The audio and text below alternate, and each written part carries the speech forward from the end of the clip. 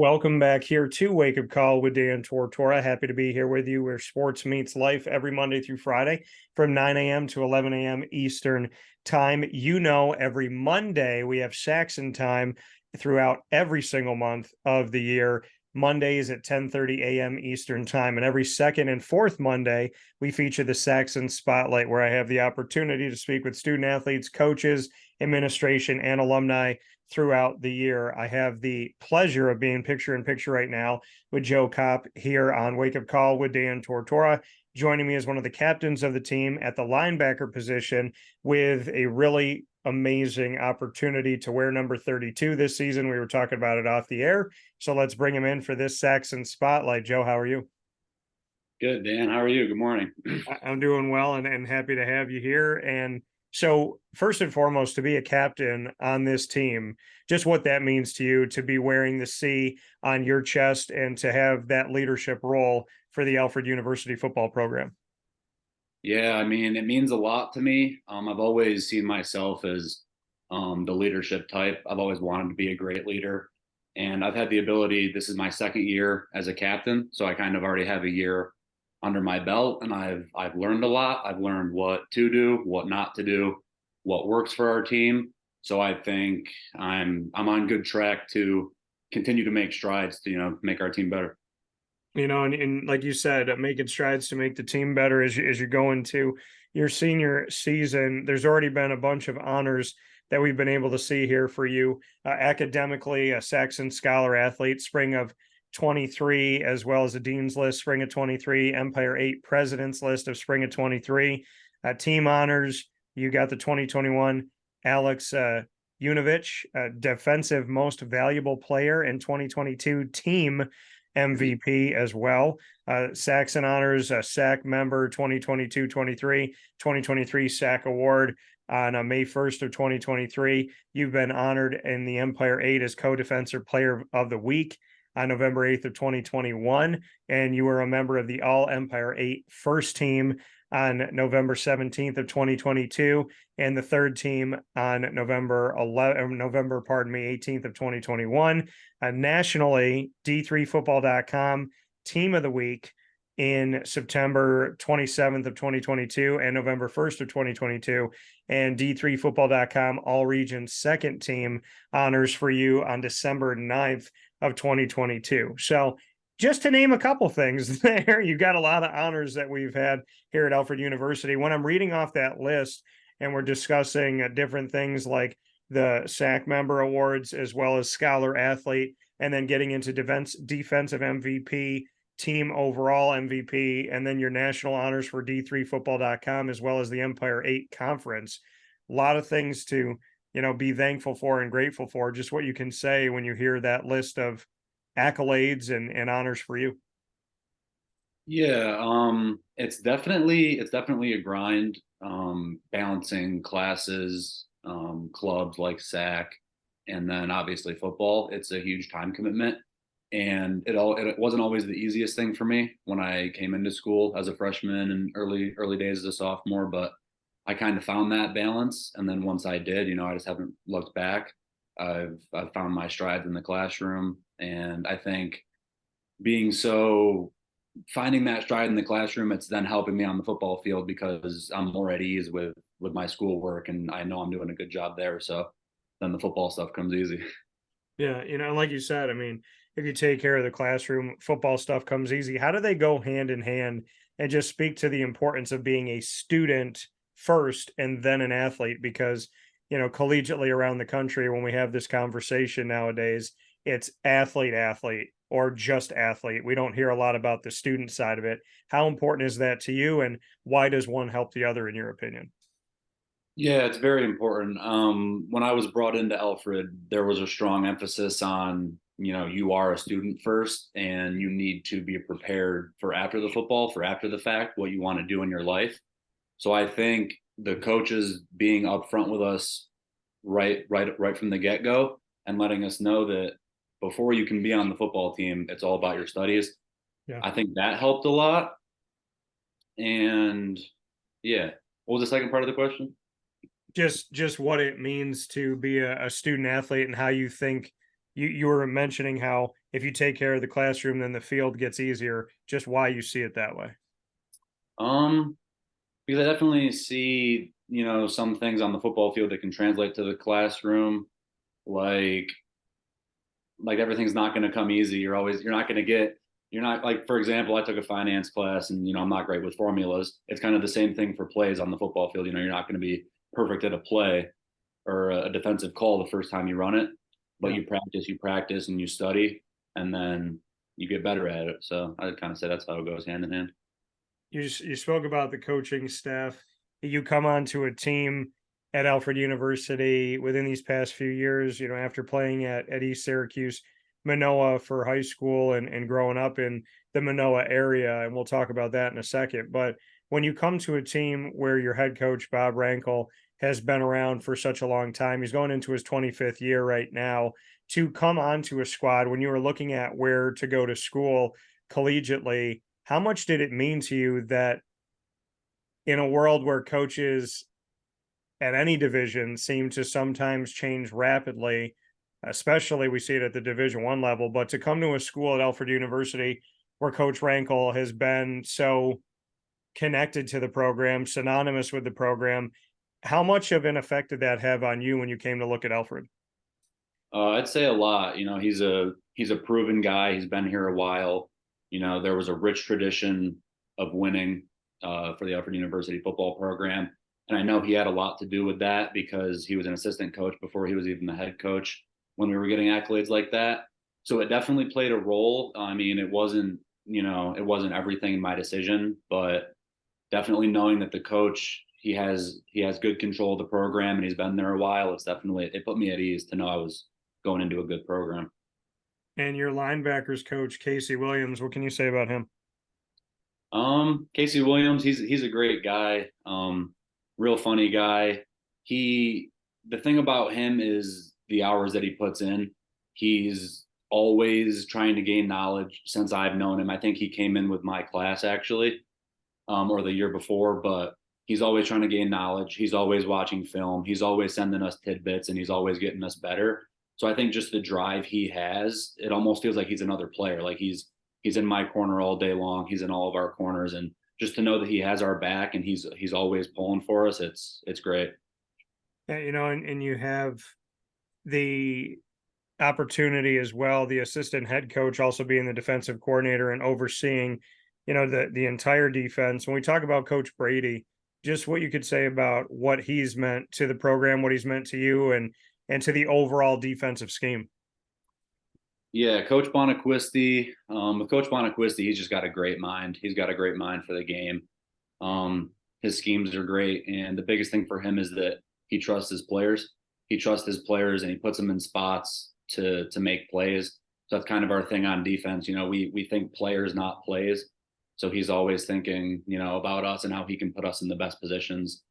And yeah, he does a lot. He does a lot for us. He doesn't do much with the linebackers anymore because he oversees the whole defense and is kind of bouncing around. Yeah. But he's still always in meetings with us, giving us, the best information he can. And yeah, just a great mind for the game. So as I'm here in this Saxon Spotlight in our exclusive multimedia marketing partnership with the Alfred University Saxons and speaking here with Joe Copp of the football team as we get set for this 2023 campaign. You were number 34. You're now going to be wearing number 32. There's a history to that. And I know you and I were talking about it off the air, but I'd love for you to share with the world what the history is of number 32, why it's so important and an honor to wear that number coming up this season or any season. Yeah, so number 32, it was worn by Nick Clark, a member of our football team back in, I think, 2011. I don't know if that year is correct, but he became a state trooper and was killed in the line of duty. And he was a great football player, but also a great guy. And so to honor him and that number, every year the coaches have picked a Saxon to embody him and embody his number. So I was chosen this year, and it means a lot because I want to honor what he did for this program. And a great quote by him that is in our locker room, I'm pretty sure, is "You don't have to, you get to." Yeah. So I like to think of that honestly every single day we get to go out to practice. We don't have to be here, and he would love to still be here, but he's obviously not with us anymore. So to wear that number and to be a leader in this program and to have that number on my back, it means a lot. How much of Nick's history do you know? I mean, is it something that the coaches want to make sure that they drive home with every, new group that comes in? Is it something that's talked about a lot with the team? I mean, how much of Nick's history is known to the team? Yeah, so when I was brought in meetings usually, or it'll come up in different places, but the coaches, specifically Coach Rankle, educates everybody on the meaning of number 32 and who Nick was as a person. And we actually have the ability to speak with his mother sometimes. She oversees the football team as a staff, as a professor. She kind of works with the football team for class wise stuff. So she comes to talk to us sometimes during practice too. So as soon as you're brought in, you kind of, if the coaches don't tell you, some of the players will, but you know what 32 means and who Nick Clark was as soon as you get there. Yeah, and like you said, I mean, it's such an honor to wear this and to remember Nick Clark and that number 32 and to celebrate that. I mean, from 2008 to 2011, he was there at Alfred University and obviously a part of the history and a graduate in 2011.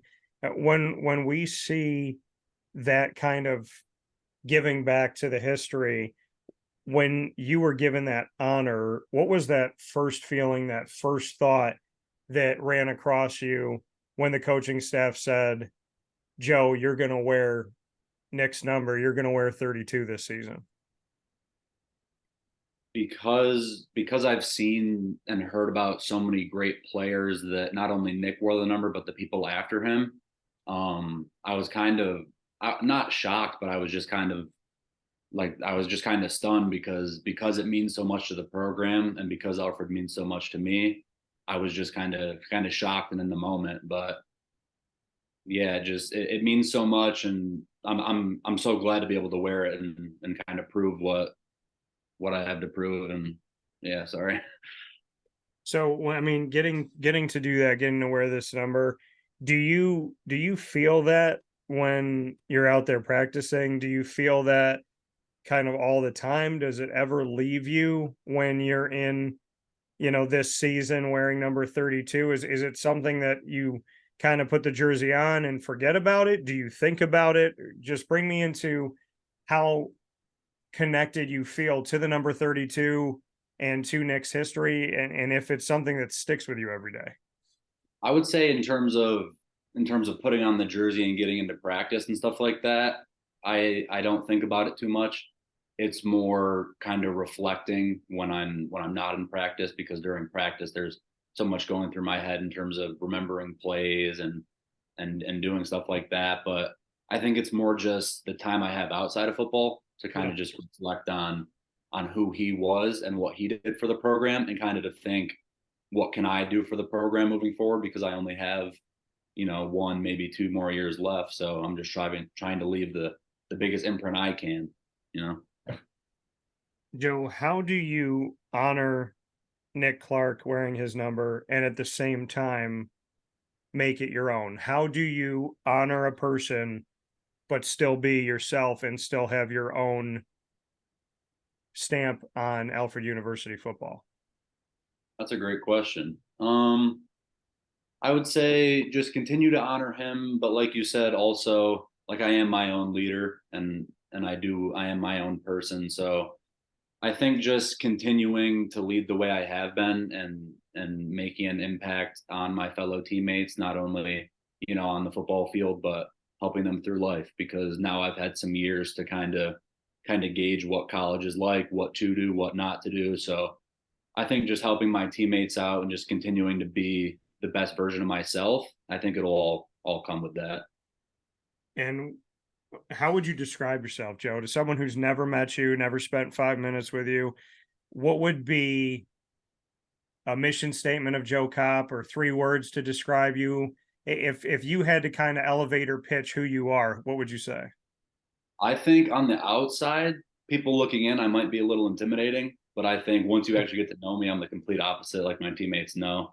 I'd say I'm probably a little goofy. Like I love to joke around and stuff like that, but I've also told my coaches, like my position coaches, this multiple times. Like when it's time to work, I'm strictly business. So I think my elevator pitch is like I have a great balance of a great balance of play, but then also joking around. So I think that really helps like in the linebacker room and on the defense when you can have the time to joke around with your teammates, but then also when it's time to lock in and get work done, we can also do that. Why is this year's team going to take a step forward, in your opinion, on the football field? Honestly, since spring ball, since I've been here, the energy's just been a little different. There's something in the air. We are all on the same page. We all have one common goal, and we're ready to go out there. We're ready to win some games. We have a good freshman class coming in, so when they get in, they're going to be hit with our values right away: character, discipline, work ethic, and we're going to get moving right from the jump. Something just feels different this year. So in that mode of something feeling different and being on the same page and knowing that you could step forward and find that success, how do you step forward as a leader? What are you doing leadership wise? What have you done leadership wise from spring ball to now? And as we're, getting closer and closer to the season with fall ball, what have you done to advance yourself and challenge yourself as a leader so that you can keep this team focused when you need to? I think it's about just always progressing. We like to hold, as a leader, you love to hold other people accountable, but you can't do any of that until you're working as hard as possible. So for me, it's always a little voice in the back of my head just telling me, yeah, you're getting on the defense to work hard, but what are you actually doing? So that kind of drives me every day to, yeah, work hard, but work even harder than that because there's programs around the country that they're also working hard. So just trying to get that extra step on some people, some programs, just on everybody to be a step ahead when we go into camp and honestly for the season in general. Do you have a favorite moment of your time at Alfred so far? Favorite moment. I would say we had a goal line win. I want to say we were playing, I think it was Hartwick. It was like a 4th and 1. They're on our 1 yard line and we needed to stop and it went all the way from first and goal to 4th and goal. And we got that 4th down stop. And it was the first time in my career where like the whole crowd went crazy and everybody's running off the sideline. So I'd probably say that. I like that. That's a good one to pick for sure. Here with Joe Copp of the Alfred University Saxons football team, wearing number 32 this season in honor of Nick Clark, and of course, paving his own way as well with this number and his history. With Joe here with us in the Saxons Spotlight. Before I let you go here, Joe, you played at East Syracuse, Minoa, went to school there, grew up in Minoa, New York, not too far away from where I grew up. So bring me into ESM. I've dealt with some of their programs over there before. I've had them sit with me like you're sitting with me. So I'd love to get your thoughts on ESM and that community, what it meant to you, and just what you could say about reflecting on those days. Yeah, ESM, just a great group of people. ESM High School, definitely some great teachers over there who helped me through high school. And then in terms of sports, I mean, it's a great place to be. I played football, basketball, and ran track. So I had a lot of different experiences with different coaches and different people. And I just say, yeah, just great people and definitely a great academic. Like it was great academics with great sports, and it's kind of how I feel at Alfred now that I'm there. I'm playing football, but I'm also getting a great education. So I'd say, yeah. So, what was it about Alfred University that brought you in? I mean, from the community that you're in, not too far away from where I grew up. And so, as you're in ESM area, you're in Manoa, it's a couple hour drive, right? I mean, you got to get in the car and take a little trek to Alfred University. So, why go from central New York to Western New York? What was it about Alfred? Yeah, so there were quite a few reasons I went to Alfred. I'm not one that really cares for like the setting, so the small town vibe didn't really throw me off. And the main reason I went there, I was obviously looking for the great balance of football and education. They had a great business program, And they were one of the few programs to take a chance on me. I wasn't a very heavily recruited player out of high school. So when I went up there and I felt at home, I knew I had to end up committing there. What was it that made you feel at home at Alfred? Just the feel, the people. You same thing I said about ESM. You know everybody at Alfred. You see somebody on the street, you've either talked to them before or they look super familiar, or you'll get to know them pretty soon. It's like you know everybody there, and it's a small town, and some people hate that, but I felt that it was really for me. And like you said, people know your name. It's a small town. To have that unique connection where, I mean, you're really just set right into it, right? You come up the hill and there's that little fork, you bear to the left, and there you are. You go right into Alfred University. To have that connection with the community and to be really embedded in the community, what's that been like for you to experience being a college student and at the same time to kind of grow as a person to be in a small town? What's that been like? Yeah, it's awesome seeing the people you see on the street up in the stands at the football game, not even really knowing somebody, and then they say, "Hey Joe, great game," or "Hey Joe, you great play on that play." It's really surprising because then I'm continuing to make more relationships of people I really didn't think I'd know or people I didn't think I'd be friends with. But because it's such a small town, everybody can kind of see everybody's progress and realize everybody's there. So it's really nice to be able to meet a ton of people, but at the same time, it's really not that many people. What do you do in a small town when you want to kind of relax? What are you doing?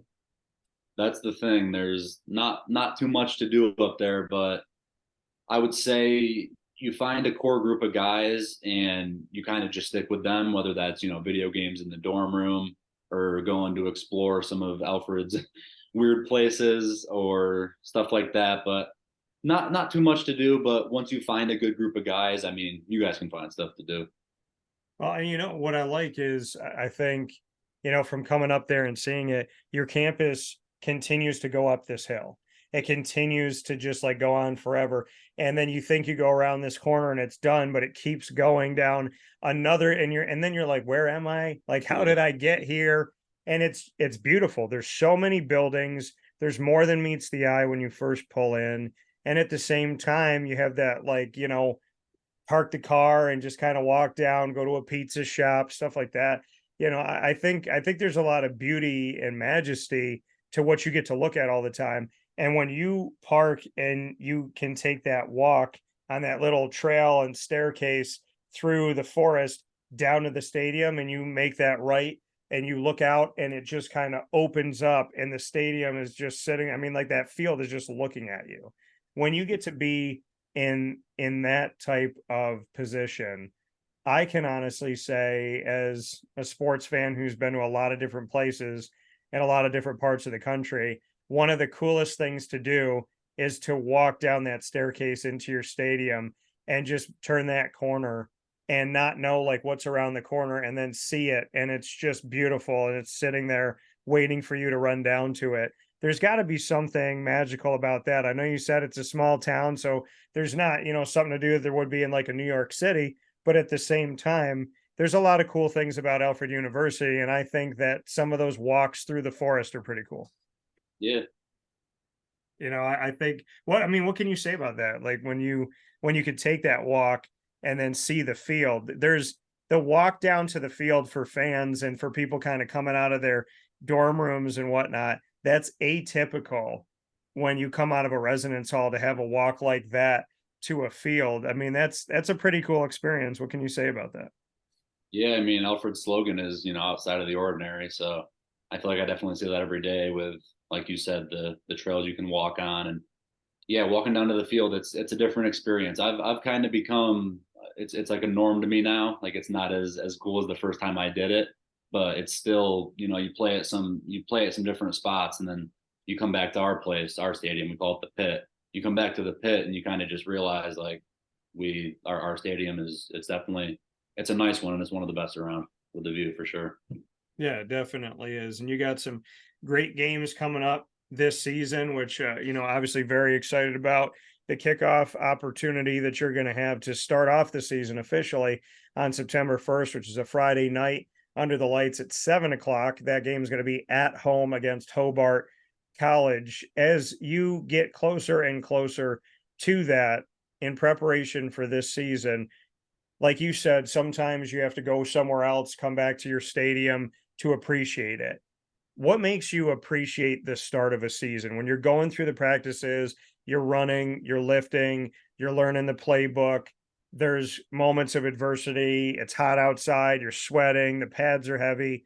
What about all of that adversity kind of goes away when you appreciate blank? What is that thing that you appreciate when you look to a new season that makes you fight through anything that could go on in a practice or weight room or whatever that may be, or in a classroom? Right. I think just knowing that camp and how grueling camp is, I think just knowing that that's the easy part. It might not seem like that with Yeah. how tough camp has been in the past. It's definitely tough, but that's the tough part. The easy part is showing up on Friday night or Saturday midday and playing the game. That's the easy part for me. It's the tough part is those 3 grueling weeks where we have to work as a team and get better and learn all that stuff. The game stuff comes easy. So yeah, that's what I'd say.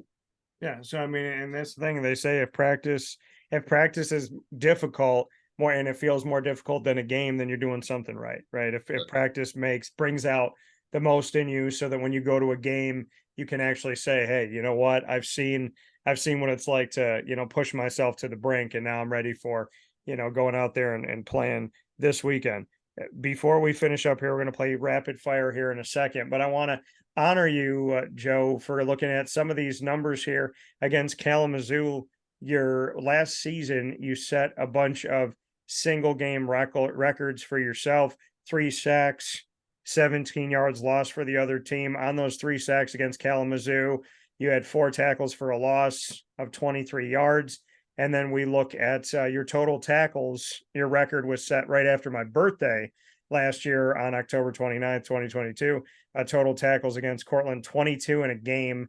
Assisted tackles at St. John Fisher on October 16th of 2021. Solo tackles for you in a game record. Brockport, which is at home on November 12th, 2022, last season. So when you look at some of these numbers, you've had 3 different games where you've had 1 interception. What are you looking to break this year? I mean, 3 sacks in a game, that's pretty darn notable. 20 plus tackles in a game, the 1 interception. Where are you kind of keying in on? I know that you want to play in the run of the game and you want to win the game, and I understand that totally. But if we could look at some of those records that you want to break or some of those moments, do you have anything in the back of your mind? Yeah, so it obviously depends on, like a week to week or year to year basis where I'm lining up. I did a lot of lining up on the ball last year. So I was in some more positions to get sacks. This year, I'll still probably be up on the ball a little bit, but I definitely like to get my hands on a few balls and potentially take a few to the house. So that's probably one of my goals stat wise this year is to get a few more interceptions. It's funny, you and I must have been meeting each other on the same wavelength, because when I looked at all those numbers going into our conversation, I'm like, I feel like he's going to tell me he wants more than 1 pick in Yep. a game. So, Yep. and to take one to the house. All right, I like it. So, with Yeah. that being said, in this Saxons Spotlight, Joe Copp of the football team going to wear number 32 in honor of Nick Clark this season, linebacker on the squad here on Wake Up Call with Dan Tortora in our exclusive multimedia marketing partnership with Alfred University. We're going to play rapid fire. Your coach made history as the first person ever at Alfred University to play rapid fire on Wake Up Call. So you are going to be the second. And so both of them with the football team, you will be the first ever student athlete at Alfred University to play rapid fire with me and the first ever football player. What does that mean to you, first and foremost? That's awesome. I'm honored. So you got more history that you made, and you didn't have to do anything on the field. So we're going to ask Awesome. each other 3 questions apiece. You get the first one. Anything in the world. Could be football, could be anything. What is the craziest response you've had to a question that you've asked in an interview? Because I just saw on Instagram you were posting the stuff of like Syracuse football. Yeah. Have you had a crazy response? Yeah, I would say The craziest response, I would probably say the craziest response I ever got where I didn't understand how he didn't understand the question was one was when I interviewed Peyton Manning. And so interviewing Peyton Manning, he was on the Colts at the time. He had come to play the Jaguars. I've covered Jacksonville for this, God willing, my 13th year on site on location. So I go down to their games. And I was in the guest locker room. They brought us off to a little area. I'm standing next to Peyton, and I think that this interview was actually shown on NFL Network. And so he's here, I'm right here, and I said, having played the Jacksonville Jaguars for as many seasons as you have, looking at this current secondary, how would you assess them? And he was like, I don't understand. And I was like, well, looking at this team compared to other teams in Jacksonville history that you've gone up against, what's this secondary like that you've got? And I thought that that was like a normal question. And he's like, I don't know how I don't understand how I can answer that. I don't play on Jacksonville's team and I don't know their inner workings. And I'm like, how did this question not get answered properly? Did I do something wrong? And then I'm like, I'm asking myself, I'm going, if I'm a quarterback and I played this secondary for like the last 5 years, and how does this secondary look compared to other secondaries? I feel like that's a pretty easy question to answer. Yeah. So, but hopefully I get another shot with you, Peyton. I don't know. It was just we got lost in translation. So my first question for you, Joe. All right. Well, you're in a small town. So when you get food off campus, where do you go and why? Ooh, I'd have to go. Depends on what I'm feeling, but I'd probably go with Checkpoint, which is the local like barbecue joint. Okay. My order from there depends on how I'm feeling. Maybe a pulled pork sandwich or some chicken tenders and fries. But every single time I go to Checkpoint, I'm getting the deep fried Oreos Okay. every Okay. time. They're All so right. good. We got a deep fried Oreo place here in Syracuse, Mod Pa's Kettle Corn and Popcorn Factory. You got to get you some there. For real. Got to see what you think. All right. I like it. What's your next question for me? I'm gonna stay on the same type thing. What is your favorite food or your favorite restaurant that you've been to? Okay. Well, I work with a lot of places here in Syracuse. I have my own sandwich at Mother's Cupboard. So, and I just I ate saw it. that. Yeah, I just ate it today. So I I love that sandwich because I never know if I want like bacon and eggs or if I want French toast or pancakes. So when you make a sandwich where you have bacon, egg, and cheese inside of a French toast sandwich, it gives you like everything you could ask for, sweet and savory, which is why I did it. And it's been awesome. The Cuse McMother has been very well received by people coming to Mother's Cupboard. So thank you all for that. I appreciate it. Keep getting it. Many thanks to you because they're a staple of Syracuse, New York, and so it's an honor to just be working with them. Let alone have a sandwich there is pretty cool. But if I had to pick a place, I'm gonna pick. Let me think. Hmm. I've gotten to travel a lot by the grace of God. And I've gotten to go to a lot of different places to get food. So I'm gonna say down in Arlington, Texas, at Hurtado. Probably I'm going to pick that. I'm going to pick Hurtado as the place that I got the best Hispanic food in a long time. I got a tostada there that had flavors on it I didn't have anywhere in my life. I literally can think about it and taste it in my mouth, and I haven't forgotten it in the days since I've been there. So I'd probably say Hurtado, which I got to shout out Jared Mosley, the VP and director of athletics at University of North Texas, because he brought me there. But I'd probably say that place because being Hispanic and Italian, I get really good food, but I've never I've never had a tostada like that. I don't even know if I've ever had a tostada after having that. I don't think I've ever experienced that in my life. And it's one of the only things I could say in my entire life that if I think about it, like I said, I can taste it. And every time I think about it, I want to go on a plane and just go to that restaurant. Nice. So I'd say Hurtado. Shout out to y'all. All right.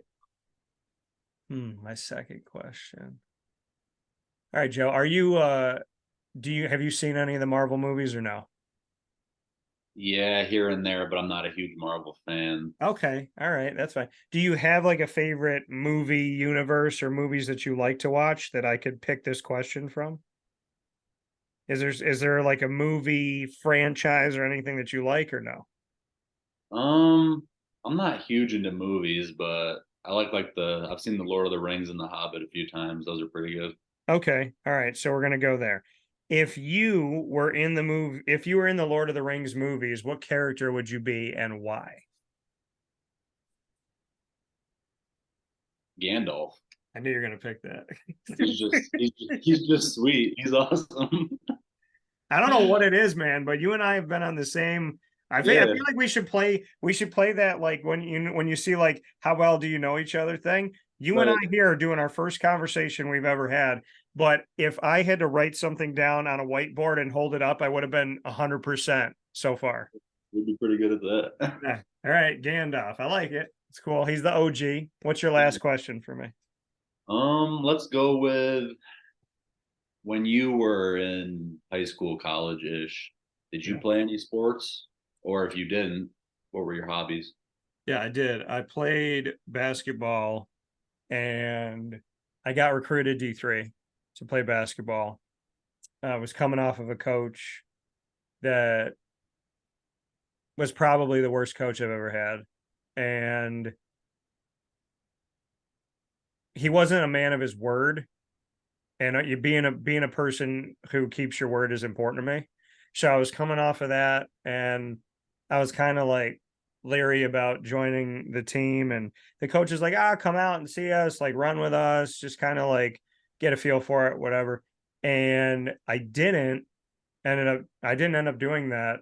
And that November, I got a phone call and they're like, hey, I know you want to commentate games. Would you like to do one tonight? Our guy didn't show up. And I had 12 minutes to get there to the gym at Marywood University in Scranton, PA. And I left my clothes. I'm not kidding. I remember this story like it was yesterday.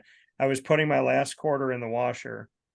I got the phone call from Brandon Smith, who I was the best man at his wedding. Shout out B, what up? And so I was about to put that last quarter in. I had my clothes in a hamper, a blue collapsible hamper on top of the washer. To this day, I don't know what happened to any of my clothes. I left. I ran over to the gym. I didn't know anything about either team. I didn't know pronunciations or anything.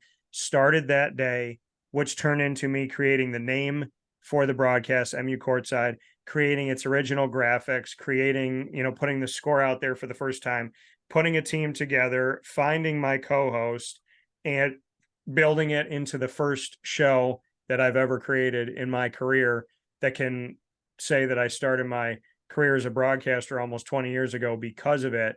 So got recruited to play basketball, ended up commentating men's and women's basketball, which started my career at the age of 18, That's awesome. which is pretty cool. All Yeah. right, my last one for you, Joe.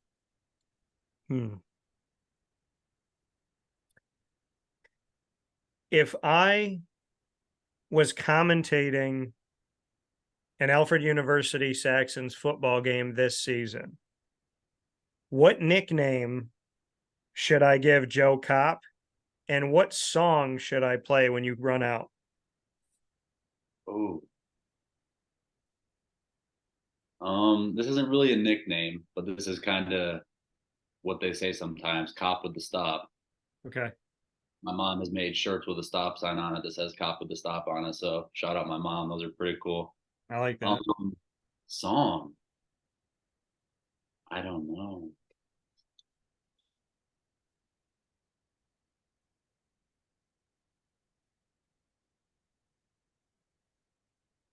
I'm drawing a blank.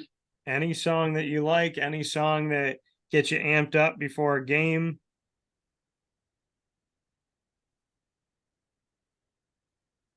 I would say probably "Hate It or Love It" by The Game. I like that song recently. All right. Okay. All right. Hate it or love it. Yeah, no I like specific that. reason. Just Yeah. I, Is that the hate it or love it, the underdogs on top? That one? I, I think so. Yeah. Okay. All right. I can feel that one if that's the one we're thinking of Yeah. here. Yeah. What'd you say? said, yeah. Yeah, so yeah, I like that. I like that one. That one works for me. I just need to know how I get in touch with mom to get a Cop with the Stop t-shirt. I can hook you up. Okay, all right.